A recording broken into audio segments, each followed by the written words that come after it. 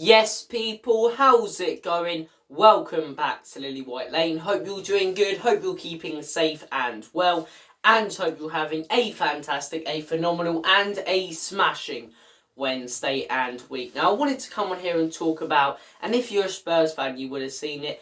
I'm sure if you're an opposition fan, you would have seen it. The potential investment from Qatar, the Qatari owners who own PSG, into Tottenham. And I think a lot of people are reading into this way too much than they need to.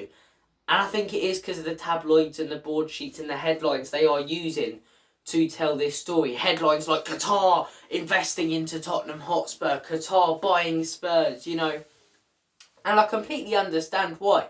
I completely understand it's for clicks, I completely understand it's for viewers, and YouTubers do it, newspapers do it.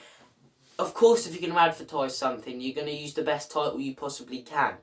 But I think people are getting carried away, Spurs fans who haven't read too much into it, about these titles such as Qatar investment in Spurs. When you actually read into it, you see that the Qatari owners of PSG are potentially investing and looking to buy a stake in Spurs, looking to spend $1 billion. Right? Daniel Levy's priced Tottenham at $4 billion. These Qatari owners are looking to buy a stake in Spurs, which still means Daniel Levy, ENIC and Joe Lewis would own the football club.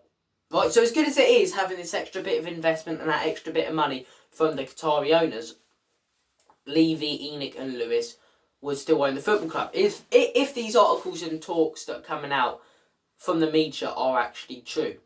Second of all, they'd only be owning 20 or 25% of the football club. The other 70 or 75%, 75 or 80%, apologise about my maths, would be still owned by ENIC, Levy and Lewis. So I think a lot of people are getting way too carried away with this story without reading into it. And look, when you do read into it, of course it's positive.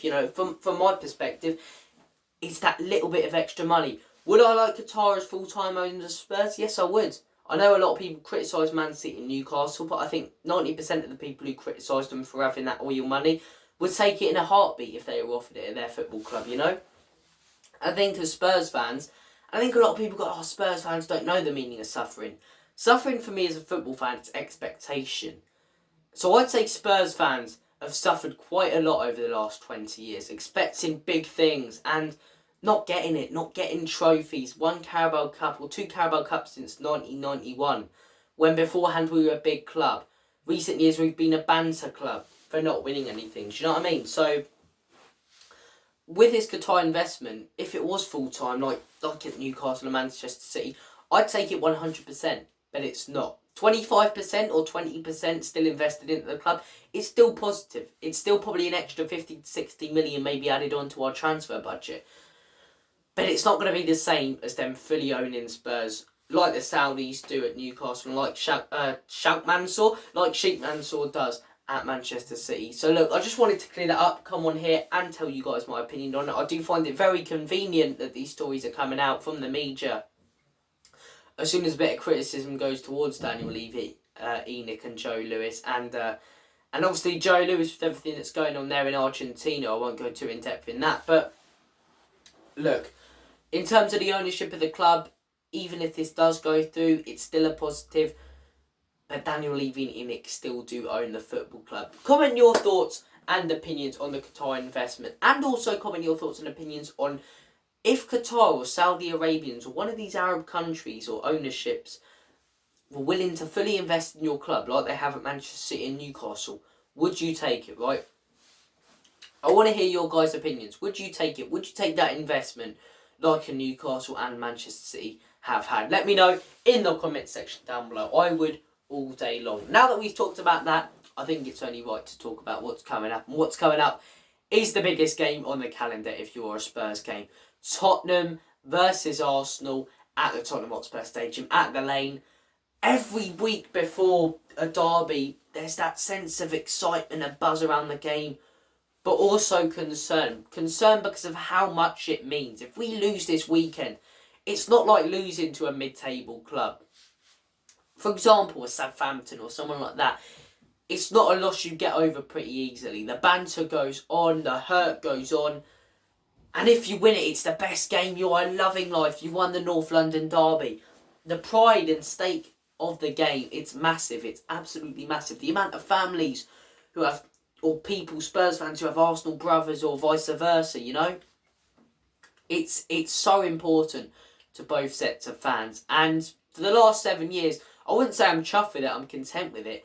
But it's been the same. It's been them winning at their place and us winning at our place. And look, I think it'd be, even a draw, for me, I'd look at a point against top of the league Arsenal as a good result. And I think they'd even look at a point, although they're in a tight race right now, as a good result considering they don't get anything at Spurs. But if it was a point, that would mean they've beaten us this season and we haven't got anything really against them, a point. We haven't managed to beat them at home. I wouldn't be the happiest man on the planet with that. I'm really hoping we go out there and win. And it's always the same with the North London derby. I don't really care how we perform. It's one of those where we can perform great and lose 1-0. And if we did it against Manchester City, I'd be proud. If we perform great and lose 1-0, I'd be furious and disgusted with my players. This is how much this game means. I don't care how we do it. We need to go out there and get a result. Not just because it's a North London derby. Not just because it's a North London derby at home. And fans expect a win. But because of the position we're in, we're hunting down top 4, 2 points off Manchester United, who are flying at the minute. We need to hunt them down. And this would be a statement win for us. It'd also be a statement win for Arsenal. If Arsenal could take 4 points from Newcastle and Tottenham away, they'd be laughing heading into that Manchester City game. And I really think they'd get people believing that they truly could win the league. But both teams, it's a massive North London derby. Last year was hyped up to be, you know, the biggest North London derby ever because it was both teams contending for top 4 when we beat them 3-0. But I'd argue this game is bigger. This game is bigger because Arsenal were contending for the league. And this game is bigger because not only is Spurs contending for a top 4 place as well against Manchester United, but they're also trying to stop Arsenal winning the league. That would be fantastic. It really would. If we could slow their, or like take points off them and then they collapse after we play them, it's the stuff of dreams. But look, it's a massive game. Comment down below your thoughts and score prediction for the game and your thoughts on the potential Qatar investment. Thank you for watching this video. Make sure to smash that subscribe button, hit that like button if you as hard as you possibly can, and if you haven't already, and make sure you have a smashing evening and great rest of your week. That has been your lot, lads and ladies. Thank you for watching this video. Take care of yourself, all the best, God bless, and as always, come on you Spurs, in Conte we trust. Enoch out.